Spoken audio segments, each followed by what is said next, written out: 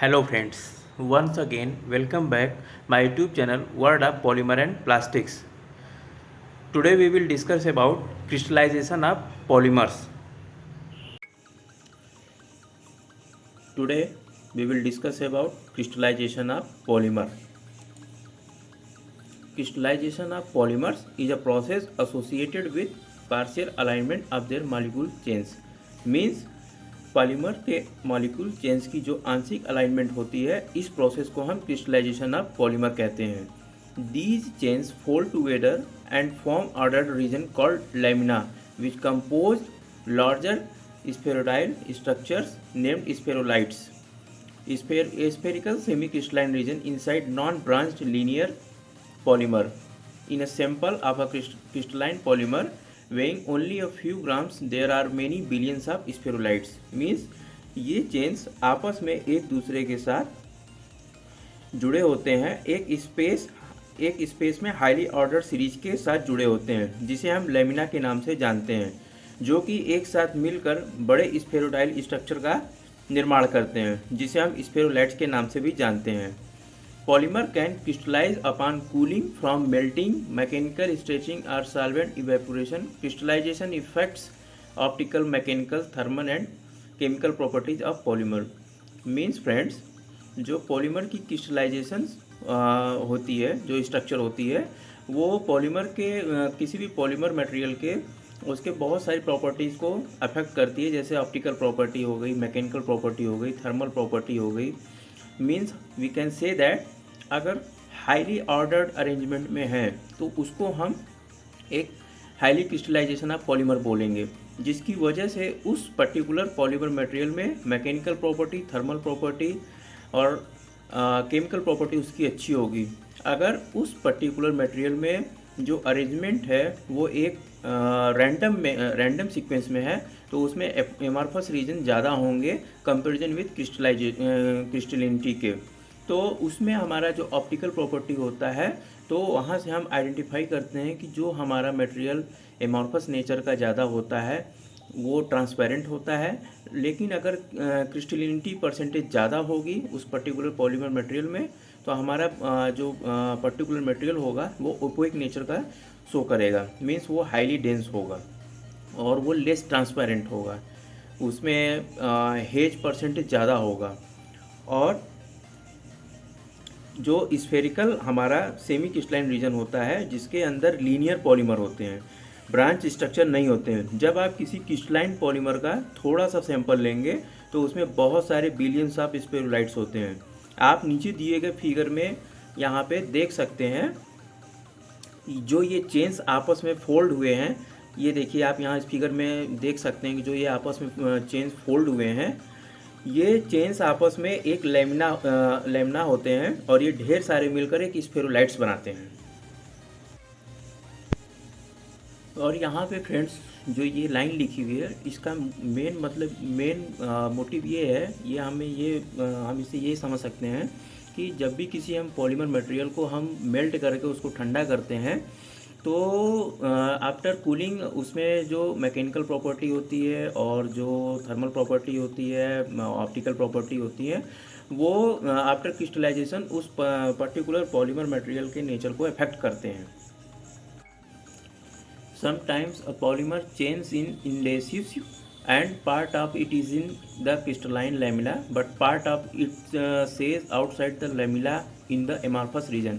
So friends, आप इस पहले फिगर में देख सकते हैं कि जो हमारे पॉलीमर चेन्स होते हैं वो क्रिस्टलाइन लेमिना का पार्ट होते हैं, लेकिन जो इस लेमिला रीजन के बाहर होते हैं, जो इस लेमिला रीजन के बाहर होते हैं, जैसे कि हमारा ये वो एमार्फस लेमिला रीजन में होते हैं। आप दिए गए इस दूसरे फिगर में देख सकते हैं, जैसे कि ये हमारा लेमिला स्ट्रक्चर है। इस लेमिला स्ट्रक्चर के बाहर का जो रीजन है, इसको हम एमार्फस रीजन कहते हैं, जो कि हम इस पहले फिगर में हमने अभी आपको एक्सप्लेन किया। Now properties affected by crystallinity. So friends, अगर हम बात करें इसमें different properties like hardness, tensile strength, permeability, strain and rigidity, density, transparency and molecular weight. So first of all, we talk about hardness. The more crystalline polymer, the more regularly aligned its chains, increasing the degree of crystallinity increases hardness and density. Means friend, कोई भी हमारा पॉलीमेरिक material जिसके अंदर क्रिस्टलिनिटी percentage ज़्यादा है in comparison with to morphological region, तो वो पर्टिकुलर पॉलीमेरिक मटेरियल हमारा जो है उसमें जो उसकी जो हार्डनेस होगी वो ज़्यादा होगी और वो हाईली डेंस्ड होगा। क्योंकि हमने अभी प्रीवियस स्लाइड में आपको एक्सप्लेन किया है कि क्रिस्टलिनिटी से सीधा सीधा मतलब है कि जो मॉलिक्यूल्स के जो एटम्स हैं वो आपस में एक दूसरे के साथ क्लोजली पैक्ड हैं, जिसकी वजह से उसमें क्रिस्टलिनिटी परसेंटेज ज़्यादा है और इस वजह से इसकी डेंसिटी भी ज़्यादा होगी, क्योंकि कम एरिया में हमारे ज़्यादा एटम्स एक दूसरे के साथ क्लोजली पैक्ड होंगे, इस वजह से ये हाईली डेंस होंगे। तो it means we can say that crystallinity is directly proportional to hardness and density. अगर हम क्रिस्टलिनिटी कह सकते हैं कि अगर क्रिस्टलिनिटी परसेंटेज ज़्यादा होगी तो उसकी हार्डनेस भी अच्छी होगी और वो हाईली डेंस मटेरियल होगा। Now we talk about tensile strength. As crystallinity increase of polymer increases, tensile strength also increases. Means friend, कोई भी मटेरियल के अंदर अगर एटम्स की जो बॉन्डिंग है वो अगर स्ट्रॉन्ग है और एक सिक्वेंशियल मैनर वे में है तो उसकी टेंसाइल स्ट्रेंथ भी अच्छी होगी। Means we can say that particular polymeric material वो हमारा लोड ज़्यादा बियर कर सकता है और वो ज़्यादा फोर्स को भी एब्जॉर्ब कर सकता है। मतलब हम जितना ज़्यादा फोर्स लगाएंगे वो उसको उतना ही ज़्यादा रेजिस्ट करेगी। इस वजह से हम कह सकते हैं कि उसकी टेंसाइल स्ट्रेंथ अच्छी होगी due to the highly crystalline region की वजह से। Permeability. Crystallinity decreases the rate of penetration of liquid vapour through the polymer matrix. Crystalline polymers are far less permeable than the amorphous variety. It means as the polymer crystallinity increases with the decrease in permeability. Means friend, permeability property एक surface property होती है। इसमें हम ये समझ सकते हैं कि जो भी पॉलीमर मटेरियल अगर हमारे हाईली एमार्फस नेचर के होंगे तो उसके सरफेस पे हम किसी भी नीडल के थ्रू पेनिट्रेशन आराम ईजिली कर सकेंगे। अगर हमारा कोई पर्टिकुलर पॉलीमेरिक मटेरियल हाईली डेंस है, मीन्स अगर क्रिस्टलिनिटी परसेंटेज ज़्यादा है तो उसमें पेनिट्रेशन उसके सरफेस पे करने उतना ही टफ होगा। Means we can say that permeability is directly proportional to crystallinity of polymer. Means permeability भी हमारे क्रिस्टलिनिटी के ऊपर डिपेंड करता है। अगर कोई भी मटेरियल हाईली क्रिस्टलाइन नेचर का है तो उसमें परमिएबिलिटी इतनी ईजिली उसके सरफेस पे नहीं होगा, जो कि एक अच्छी प्रॉपर्टी है। Now we talk about strain and rigidity. Crystallinity is directly proportional to strain and rigidity of polymers. Means friend, कोई भी मटेरियल जितना ज़्यादा क्रिस्टलाइन नेचर का होगा वो उतना ही ज़्यादा उसके अंदर रजिस्टिबिलिटी ज़्यादा होगी और वो उसमें स्ट्रेंथ की प्रॉपर्टी भी अच्छी होगी। Now we talk about density. Crystallinity increases the close packing of polymeric chains, thus density of polymer also increases.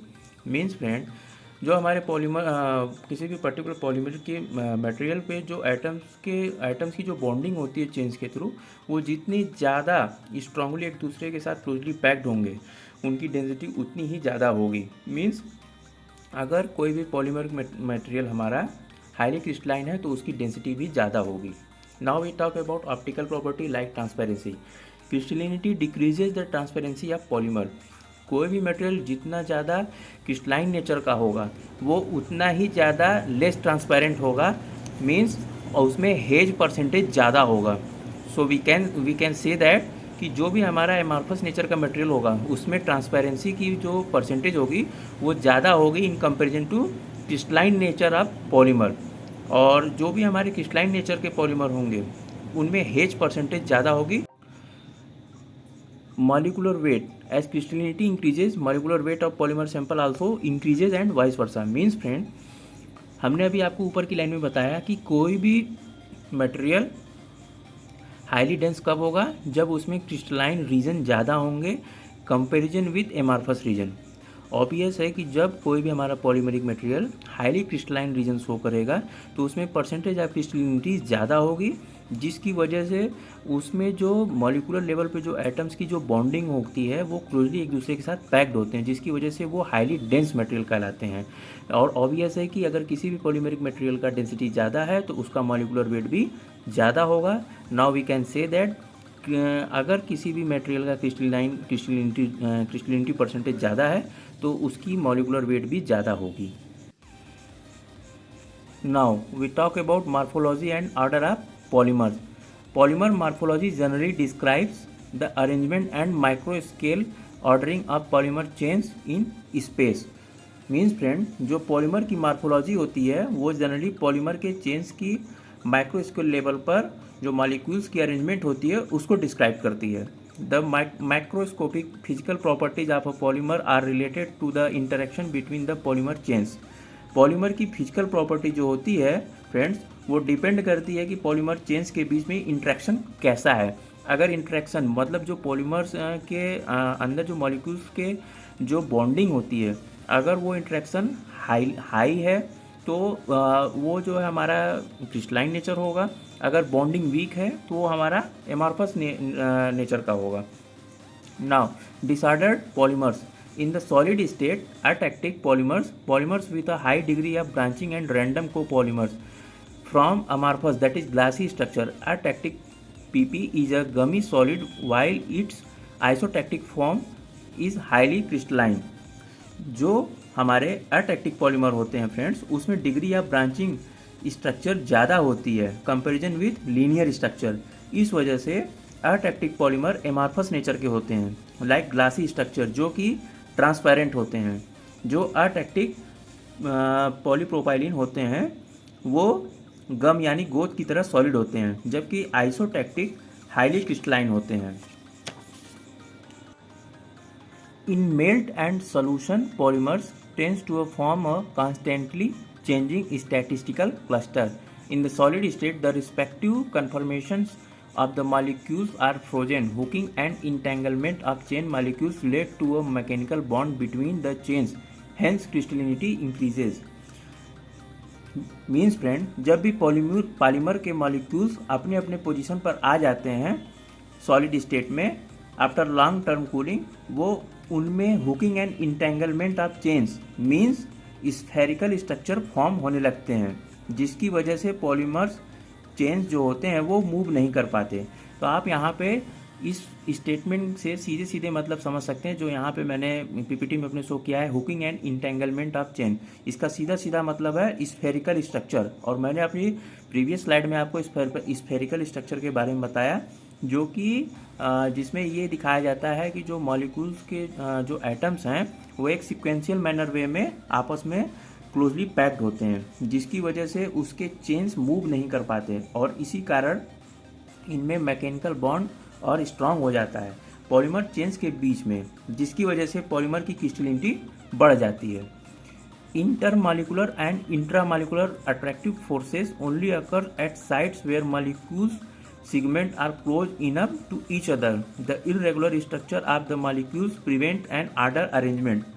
Means friend, जो हमारे मॉलिक्यूलर एंड इंट्रामॉलिक्यूलर फोर्सेस होते हैं वही अप्लाई होते हैं वहाँ पर जहाँ पर पॉलीमर के मॉलिक्यूल्स एक दूसरे के काफ़ी करीब होते हैं। बात करें कि intermolecular force and intramolecular force क्या होते हैं, what is the basic difference between intermolecular force and intramolecular force. तो जो हमारे इंटरमॉलिक्यूल्स फोर्स होते हैं वो मॉलिक्यूल्स के बीच में लगते हैं, बट अगर हम बात करें इंट्रामॉलिक्यूलर फोर्स की तो वो हमारे मॉलिक्यूल्स के साथ साथ एटम को भी होल्ड करते हैं। ऐसे फोर्स को हम इंट्रामॉलिक्यूलर फोर्स कहते हैं। और जो अनियमित स्ट्रक्चर होते हैं मॉलिक्यूल्स के, वो एक नियमित स्ट्रक्चर को इंटरप्ट करते हैं। Now we talk about linear polymers. Linear polymers with periodic structure, low branching and stereoregularity, molecules arranged in an order regular pattern that is not atactic, have a semi-crystalline structure in the solid state. Means friend, जो हमारे linear polymers होते हैं उनमें लो branching होती है और molecules की arrangement एक हाईली रेगुलर पैटर्न में होती है, अटैक्टिक की तरह नहीं होती। अटैक्टिक पॉलीमर्स के बारे में अभी मैंने आपको अपने प्रीवियस स्लाइड में बताया कि अटैक्टिक पॉलीमर्स में जो मॉलिक्यूल्स की अरेंजमेंट होती है वो एक सिक्वेंशियल मैनर वे में नहीं होती है, उसे हम अटैक्टिक पॉलीमर कहते हैं। लीनियर पॉलीमर सॉलिड स्टेट में सेमी क्रिस्टलाइन स्ट्रक्चर शो करते हैं, मीन्स मॉलिक्यूल्स की अरेंजमेंट एक पैटर्न में होती है। In simple polymer such as polyethylene the chains are present in the crystal in zigzag conformation. Several zigzag conformations from dense chains packs called crystallite are lamella. Means friend, सामान्य polymer की अगर बात करें जैसे कि पॉलीएथाइलिन, तो इनमें जो चेन्स होती है क्रिस्टल में वो जिगजैग संरचना बनाती है और यही ढेर सारी जिगजैग संरचना चेन्स पैक को हाईली डेंस बनाती है, जिसको हम क्रिस्टलाइट्स या लैमिना के नाम से जानते हैं। The lamella and are much thinner. The polymer are long, often about 10. They are formed by more or less regular folding of one or more molecular chains. Means friend, जो लैमिला होते हैं वो बहुत ही पतले होते हैं और इनकी लंबाई की अगर बात करें तो 10 nm होती है और इनकी जो फॉर्मेशन होती है वो मॉलिकुलर चेन्स के एक या एक से अधिक रेगुलर फोल्ड होने की वजह से बनती है। Amorphous structure exists between the lamella. Individual molecules can lead to entanglements between the lamella and can also be involved in the formation of two or more lamellar chains then called tie molecules. इस lamella formation के बीच में amorphous structure बनते हैं। जो individual molecules होते हैं friends, वो lamella के बीच उलझे हुए होते हैं और ये दो या दो से अधिक लैमिला के फॉर्मेशन में इन्वॉल्व भी होते हैं, जिसको हम टाई मॉलिक्यूल्स के भी नाम से जान सकते हैं। आप यहाँ इस फिगर में देख सकते हैं, मैंने इसलिए यहाँ पे फिगर मेंशन किया हुआ है। ये आप देख सकते हैं यहाँ बीच में, मैं एरो के द्वारा आपको यहाँ पे दिखा रहा हूँ। ये जो हमारे स्फेरोलाइट्स हैं, स्फेरोलाइट्स और एक दूसरा है जो स्फेरोलाइट्स की जो सीक्वेंशियल मैनर वे है और एक जो पहला सीक्वेंशियल मैनर वे है, उनके बीच में आप ये देख सकते हैं जो ये रीजन है, इसको हम एमॉर्फस रीजन बोलते हैं और इस रीजन को हम क्रिस्टलाइन रीजन बोलते हैं, जिसे हम जब ये तीनों आपस में एक साथ मिलते हैं तो हम इस पूरे स्ट्रक्चर को बोलते हैं lamella with tie molecules. Lamella के साथ साथ इसमें जो ये बीच में एक आप देख सकते हैं कोई सीक्वेंशियल मैनर नहीं है, जिसको हम एमॉर्फस रीजन बोलते हैं। Several lamella form a super structure spherulite often with a diameter in the range of 0.05 to 1 mm। Means friend, बहुत सारे लैमिला मिलकर एक सुपर स्ट्रक्चर का निर्माण करते हैं, जिसको हम स्फेरोलाइट्स कहते हैं। अभी आपको मैंने बताया ये एक स्फेरोलाइट्स है जो बहुत सारे लैमिला से मिलकर बने होते हैं, जिसकी डायमीटर की जो रेंज होती है फ्रेंड्स वो 0.05 to 1 mm होती है। The type and arrangement of functional residue of the repeat units effect or determines the crystallinity and strength of the secondary valence bond. Means friend, जो हमारे फंक्शनल ग्रुप की बची हुई रिपीटिंग यूनिट की जो pattern होती है वो पर्टिकुलर पॉलीमर की क्रिस्टलिनिटी और स्ट्रक्चर को इफेक्ट करती है।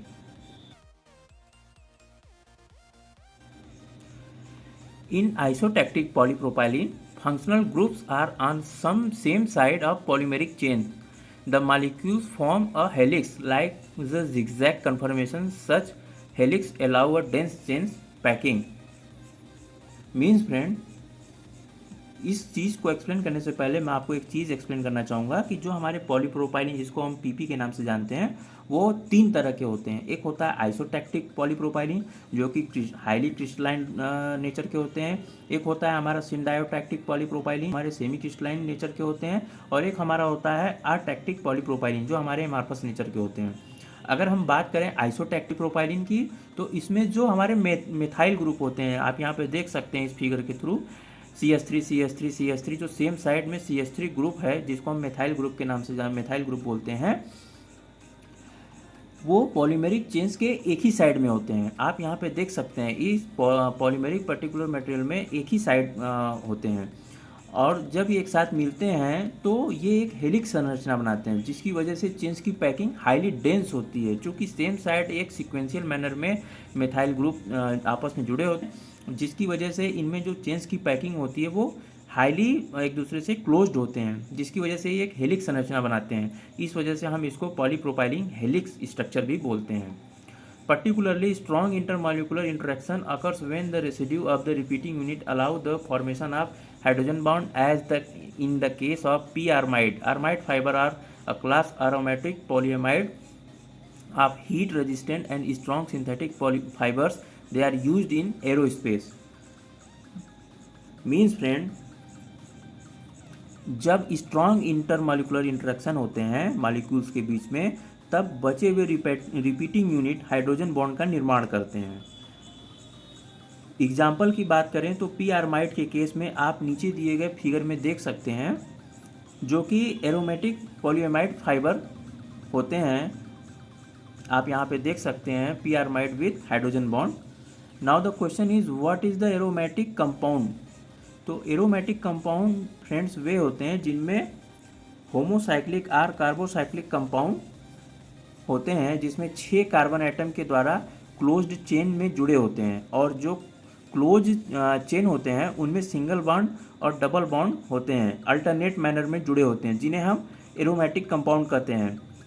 और आप इस नीचे दिए गए फिगर में भी देख सकते हैं, क्लोज चेन में यहाँ पे 6 कार्बन जुड़े हुए हैं, और यहाँ पे अगर ये देखिए आप, डबल बॉन्ड है, फिर सिंगल बॉन्ड है, फिर डबल बॉन्ड है, फिर सिंगल बॉन्ड है, फिर डबल बॉन्ड है। आप यहाँ पे ये देख सकते हैं कि एक अल्टरनेट मैनर में जुड़े हुए हैं।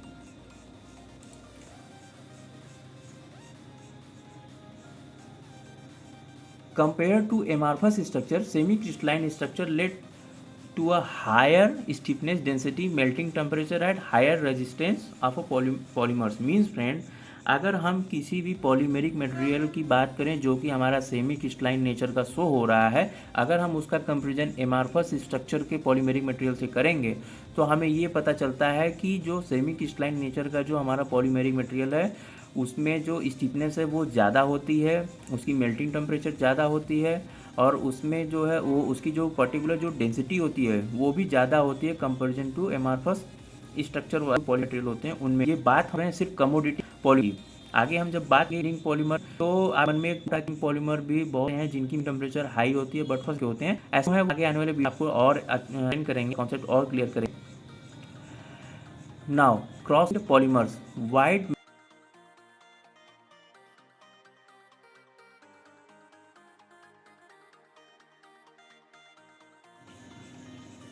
Now we talk about cross-linked polymers. Wide meshed cross-linked polymers are elastomers and cannot be molten. Unlike thermoplastics, heating cross-linked polymers only leads to decomposition. Means friend, जो चौड़े मेस्ड क्रॉस-लिंक्ड पॉलीमर इलास्टोमर होते हैं वो thermoplastic की तरह heat देने पर melt नहीं होते हैं, बल्कि हीटिंग देने पर क्रॉस-लिंक्ड पॉलीमर केवल डिकम्पोज होते हैं। Thermoplastic elastomer, on the other hand, are reversibly physically cross-linked and can be molten. जो थर्मोप्लास्टिक इलास्टोमर होते हैं फ्रेंड्स वो फिजिकली क्रॉस लिंक्ड होते हैं और मेल्ट भी होते हैं। Block copolymers in which a hard segment of the polymer has a tendency to crystallize and a soft segment has an amorphous structure are one type of thermoplastic elastomers.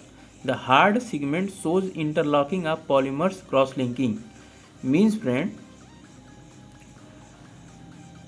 जो block को polymers की अगर बात करें तो आप नीचे दिए गए फिगर में देख सकते हैं, जो हमारे हार्ड सेगमेंट हैं, जो इस सर्कल के अंदर जो सेगमेंट्स हैं, चेन्स की जो सेगमेंट है वो हमारी हार्ड सेगमेंट्स है, क्योंकि ये एक सिक्वेंशियल मैनर में एक सर्कल में एक निश्चित एरिया तक होते हैं जो कि ये क्रिस्टलाइन रीजन को शो कर रहे हैं। तो वी कैन से दैट जितने भी हार्ड सेगमेंट होते हैं हमारे वो क्रिस्टलाइन रीजन के अंदर में आते हैं, और जो भी हमारे सॉफ्ट सेगमेंट होते हैं वो हमारे एमार्फस स्ट्रक्चर को इंडिकेट करता है, जो कि एक तरह का थर्मोप्लास्टिक इलास्टोमर होता है। और जो हार्ड सेगमेंट होते हैं फ्रेंड्स वो इंटरलॉकिंग ऑफ पॉलीमर या इंटरलॉकिंग ऑफ क्रॉस लिंकिंग को इंडिकेट करता है। आप नीचे दिए गए फिगर में देख सकते हैं इस सेगमेंट को, जो इस सर्कल के अंदर है वो हमारे हार्ड सेगमेंट हैं जो क्रिस्टलाइन रीजन को शो कर रहा है, और जो इस सर्कल के बाहर है लाइट शेड में वो हमारे एमार्फस रीजन को शो कर रहा है। Now the question is what is block copolymer. आप यहाँ पे देख सकते हैं, मैंने एग्जाम्पल के थ्रू आपको समझाने की कोशिश किया है। मीन्स फ्रेंड, जिनमें दो अलग अलग पॉलीमेरिक मटेरियल यूनिट होते हैं, फॉर एग्जांपल ए बी, जो इस तरह के एक लीनियर स्ट्रक्चर में ब्लॉक के थ्रू जुड़े हुए होते हैं, दो अलग अलग मोनोमेरिक यूनिट। आप इस फिगर में देख सकते हैं, इस तरह के अरेंजमेंट को हम ब्लॉक कोपॉलीमर्स के नाम से जानते हैं। सो फ्रेंड्स, आज के लिए इतना ही काफ़ी है।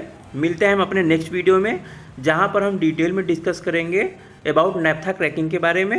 एंड फर्स्ट ऑफ ऑल मैं आप लोग को सॉरी भी बोलना चाहता हूँ, क्योंकि कुछ इश्यूज़ के कारण मैं कंटिन्यू लेक्चर अपलोड नहीं कर पाया। इसके बावजूद भी आप लोग हमारे चैनल के साथ जुड़े रहे, इसके लिए थैंक यू सो मच। और इसी तरह हमारे चैनल के साथ जुड़े रहिए, हम आगे भी लेक्चर अपलोड करते रहेंगे। मिलते हैं हम अपने नेक्स्ट वीडियो में, तब तक के लिए bye bye and take care.